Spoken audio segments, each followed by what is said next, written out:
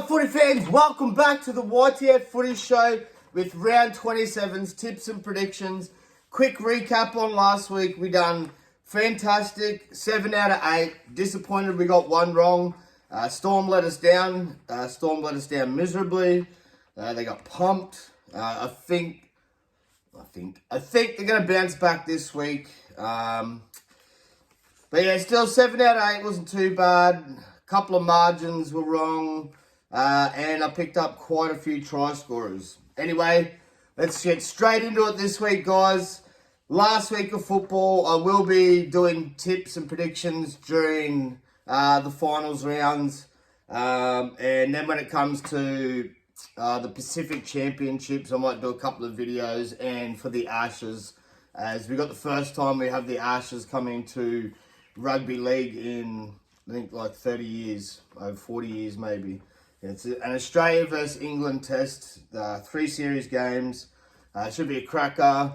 The Pacifica will be holding Samoa, New Zealand, Tonga, Fiji, and Cook Islands and PNG. So no Australia this year in the Pacifica. Still be good to watch when there's no footy. So let's get straight into the tips this week, guys. First game of the round, we've got the Broncos taking on the Storm. Storm halfback Jerome Hughes is back on deck, so we're tipping the Storm to bounce back from last week. They are resting still a couple of players. I'll get straight into it for team news. So for the Broncos, guys, we've got Jesse Arthurs has been recalled on the wing, so Dean Mariner pushes into the centres, and Gamart Shibasaki has been stood down after a breach of Broncos team standards.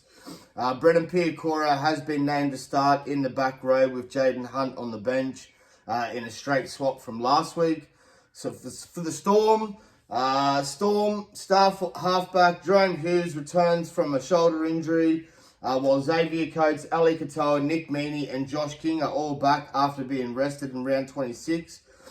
Tui Kamakamika, he returns from a concussion on the bench, while centre Jack Howarth is listed among the reserves as he closes in a return from a groin injury. Prop Stefano Utoi Ikamanu is being rested with back row Sean Bloor. He suffered a fractured larynx. So Atavalu Lesati, he comes into the starting side in the second row in replace of Sean Bloor. So for stats, guys, the Broncos have won only one of their past 18 games against the Melbourne Storm. Hence why we're tipping the Storm. The Storm have won 15 of their last 16 Thursday night games. Broncos centre Katoni Staggs and Gamart Shibasaki have both scored 7 tries in their last 7 games at Suncorp. Doesn't matter because Gamart Shibasaki has been stood down, so he won't be playing. Storm prop Josh King will make his 100th NRL appearance for the club. The Broncos have scored 122 points in their last 3 games. And I don't see them putting on a try-scoring fest here. I do believe that Craig Bellamy would have spat the dummy after losing his 600th NRL coaching game last week. So, Storm, get the job done. I imagine the Broncos keep it nice and tight, I hope. So I'm going to say Storm 1-12. But wouldn't surprise me if Storm go 13 plus and win by 16 or more. So yeah, we'll take the Storm. We're taking the Storm 1-12, guys. Try scorers. I like Josh King for his 100th game. Will Warbrick anytime. And Grant Anderson anytime.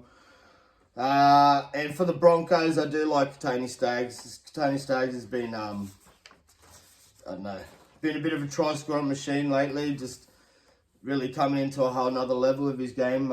Tony playing really good footy. Moving on, guys, we've got the Seagulls taking on the Warriors. This is a really, really hard game to pick. I'm going to take the Seagulls because the Seagulls are at home.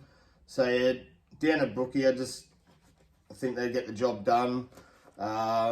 Warriors are there. You can't count them out. But since Luke Metcalf's been injured, Warriors just haven't got that spark in attack that they had at the start of the year that's got them to where they are, really. So Luke Metcalf, big loss for him. So yeah, going to take Seagulls 1-12. The loss, so team news for Seagulls, the loss of Talatau Kola to a knee injury brings Clayton Fualalo into the starting side at centre, while young gun Joey Walsh gets his first taste of NRL action off the bench. Prop Tafar Sipley failed in a bid to have his dangerous contact charge downgraded at the judiciary on Tuesday and copped a 4-game ban. So a replacement will be needed on the bench. Not sure who it is yet.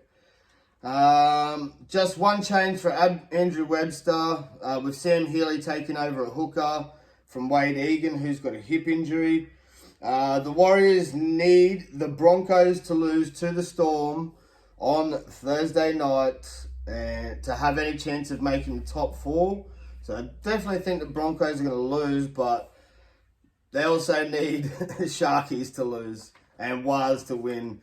And so it's going to be an interesting game. Like, I really hope Warriors get up and clinch a top 4 spot, but I just think Seagulls will be too strong at bookie. So let's get straight into the stats, guys.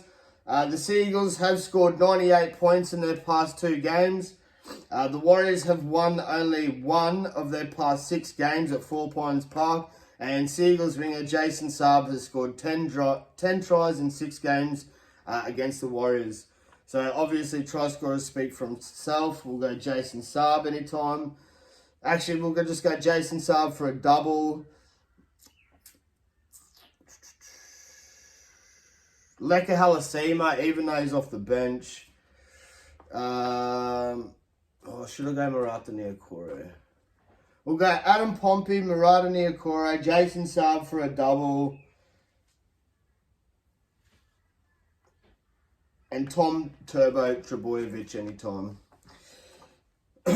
Moving on, we've got the Roosters taking on the Rabbidos. Obviously, this is a must-win game for the Roosters.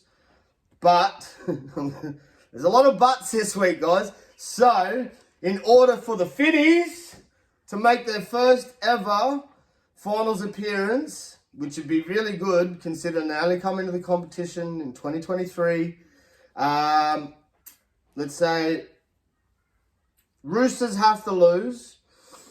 I was looking at it, I think.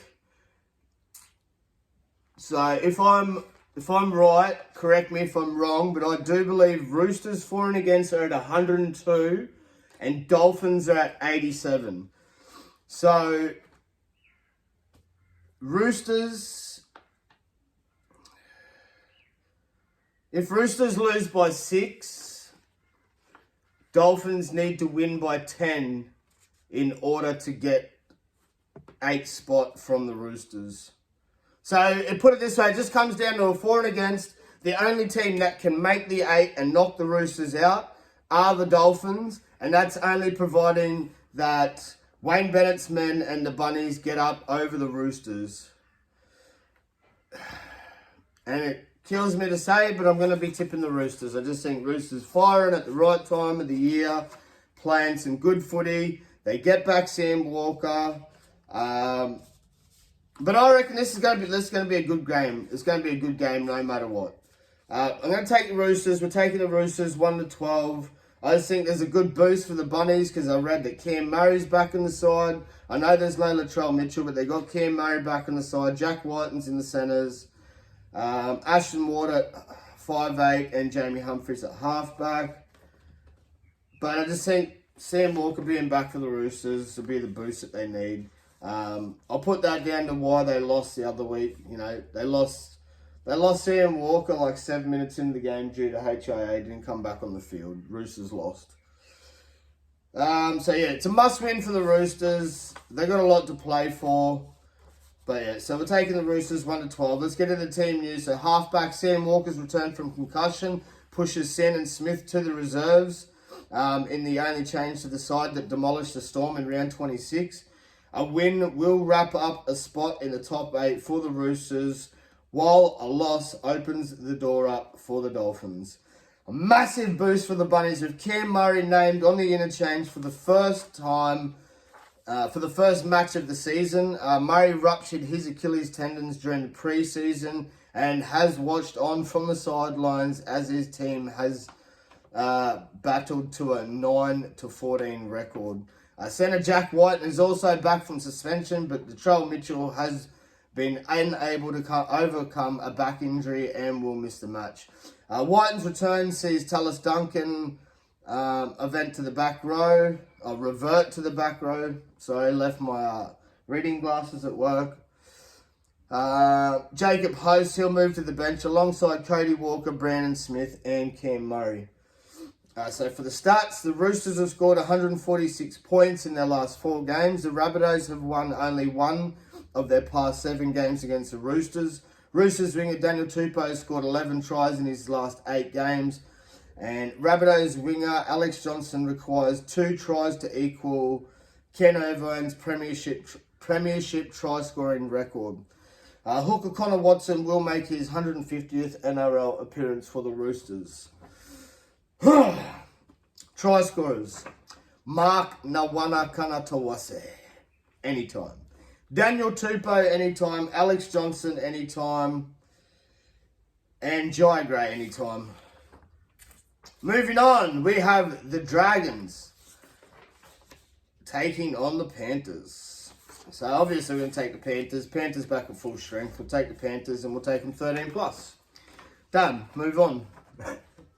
Just kidding. Let's get into the team news. So for the Dragons, guys, Coach Shane Flanagan, he goes with the same 17 for the final game of the season. Michael Molo ankle has been listed among the reserves as he eyes a return to the field. It is back rower Hamish Stewart, concussion, centre Moses Suling knee will all return their attention to the 2026 season. So they're gone. So it's a few losses for the Dragons. Been reading quite a bit about the Dragons, but we won't talk about that just yet. Might do that in a later video. We'll do it in a finals recap video. So for the Panthers, Ivan Cleary brings back the majority of his stars while he rested last week. Winger Brian To'o and Liam Martin will be given another week off after enduring a huge workload in 2025. Paul Alamotti, he holds his place on the wing, and Matt Eisenhuth remains in the 17 after captaining their side last week. So for stats, the Dragons have won 3 of their past 4 games at Wynn Stadium. The Panthers have won 7 of their last 8 games against the Dragons. Dragons winger Tyrrell Sloan has scored 7 tries in his last 7 games. Panthers captain Nathan Cleary has scored 6 tries in his last 6 games against the Dragons. And the Dragons have beaten 4 of the current top 8 teams this season. Yeah, but I just don't see him getting this one done. So taking the Panthers, we'll take the Panthers 1-12. I think it'll be still a tight game. Yeah, I think Dragons should be there defensively, considering it's at home. But yeah, I just see Dragons losing this one and Panthers running away with it. Try scorers, we'll go Tom Jenkins for a double. Casey McLean anytime. I don't know, one of the Dragons wingers, Tua Piloto or Sloan. We'll just go Tua Piloto and hopefully he does give me the money sign again, even though he's been told he's not allowed to. Let's move on, guys. So we've got the Titans. Titans taking on West Tigers, man. I reckon Tigers get the job done, and they get the job done comfortably. Even though they have been losing, they still look good in the games that they're losing. Yeah, look, let's just be honest. Tigers went from the bottom of the ladder to nearly making the 8. They, there's a couple games there that they probably should have won. But in saying that, there is a couple games there that they shouldn't have won that they did win. So, things looking a bit better for Tigers, which is good. So, for the Titans team news, former Wallaby Carter Gordon and teenager Cooper Bye will make their NRL debuts in Des Hasler's final game as Titans coach. Gordon comes into the centres in place of Jojo Fafita, who's got a hamstring injury. In a reshuffled backline that sees Keanu Kinney at fullback, AJ Brimson in the centres, and Philip Sami on the wing after missing last week's game with a groin injury. Jalen de Groot and Tony Francis drop out of the sides. West Tigers winger Jarrell Scout with concussion is replaced by 18-year-old debutant Himasi Makasini. Alex Seifast's return from suspension pushes Charlie Murray to the reserves. So for stats, the Titans have won 5 of their past 7 games against the Tigers. West Tigers have not defeated the Titans at Seabus Super Stadium since 2017. The Titans have conceded 122 points in their past 3 games. West Tigers claim their 10th win of the season for the first time in 6 years. Titans winger Philip Sami has scored 7 tries in his last 6 games against West Tigers. I'm going to go for the young fella, Himasi Makasini, anytime to score on debut. And let's go with Carter Gordon to score on debut for the Titans. And we'll go Alex Seifast or Samuel Fainu. Let's go Samuel Fainu anytime. And Taruva also. So, Himasi Makasini anytime. Samuel Fainu anytime. Taruva anytime. Let's go Dream Buller as well. Let's just go all out. Then for Titans, we'll go Carter Gordon and Philip Sami anytime try scorers. Moving on, we have the Bulldogs taking on the Sharks.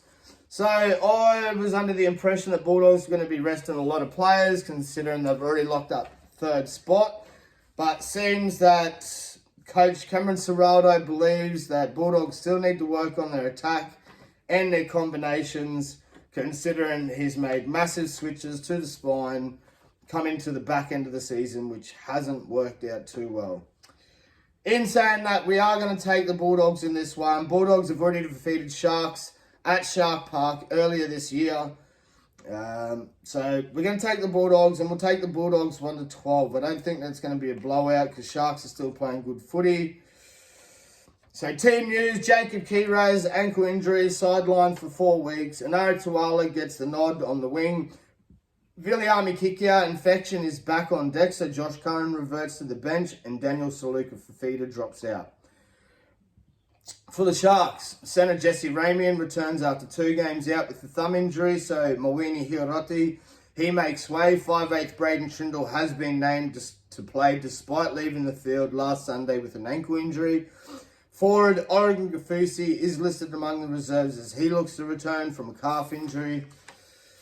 So stats, we got the Bulldogs have won 8 from 10 at Accor Stadium this season. The Sharks have scored 94 points in their last 2 games.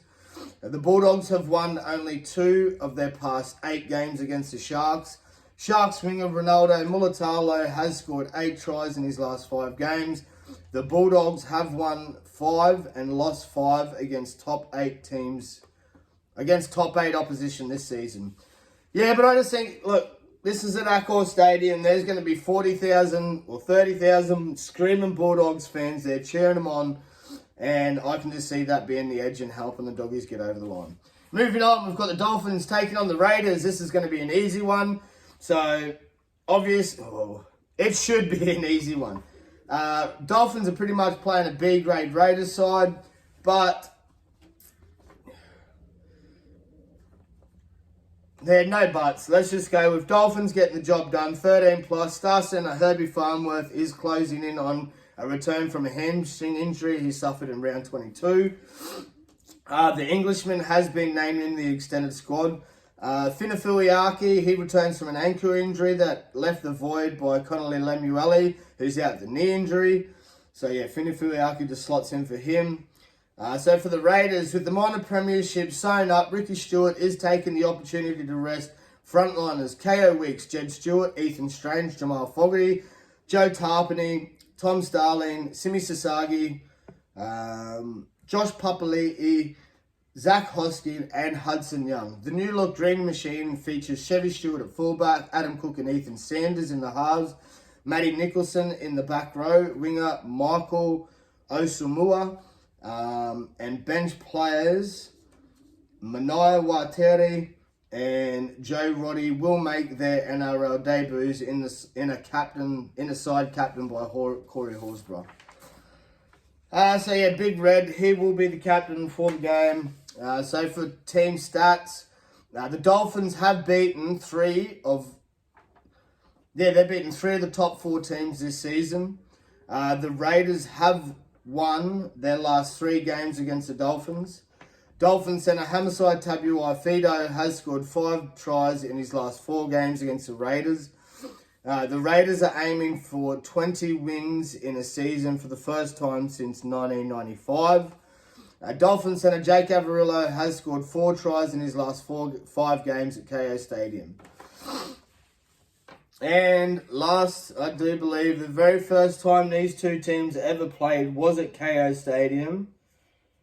And I've still got footage of me giving it to Ricky Stewart, like feeding Ricky Stewart, because Dolphins won. So Dolphins going to get the job done.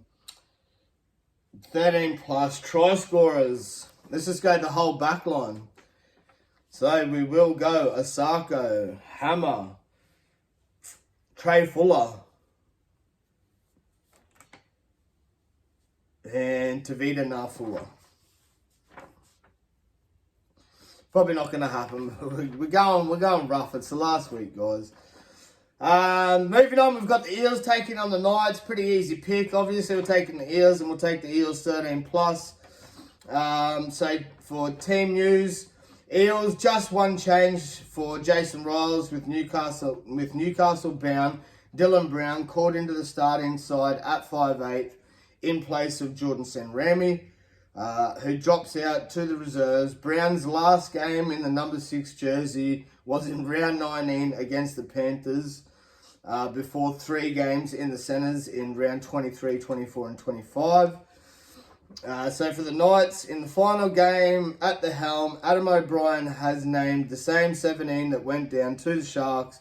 Although game day swaps are on the cards again, Fletcher Hunt has been named at fullback and Dan Gagai in the centres, while Jake Arthur is listed in the number 6, Phoenix Cosden in the number 9, Jaden Brayley on the interchange. So that's what I mean. That's why Adam O'Brien's gone, mate. Adam O'Brien is gone from the Knights. You're looking for a new coach, and I don't blame you. So, for stats, the Eels have won 7 of their last 8 games against the Knights. The Knights have not won at CommBank Stadium since 2020. Eels halfback Mitchell Moses has scored 4 tries in his last 3 games against the Knights. The Knights have conceded 176 points in their past 4 games. Eels centre Will Penasini will make his 100th NRL appearance. So yeah, try scorers, we're going to take Will Penasini anytime, Josh Adokar for a double, and Mitchell Moses anytime. Actually, we'll go Killel Matangi. Mitchy Moses probably still gets over. We'll go Mitchy Moses, score 10 points or more. That's it for this week, guys. Look, I appreciate all the new subscribers that have come through onto the channel. Make sure you stay subscribed, turn on those push notifications, and keep an eye out because next year we will still do free ticket giveaways. That's all. YTF Footy Show signing out. Peace. Love yous all.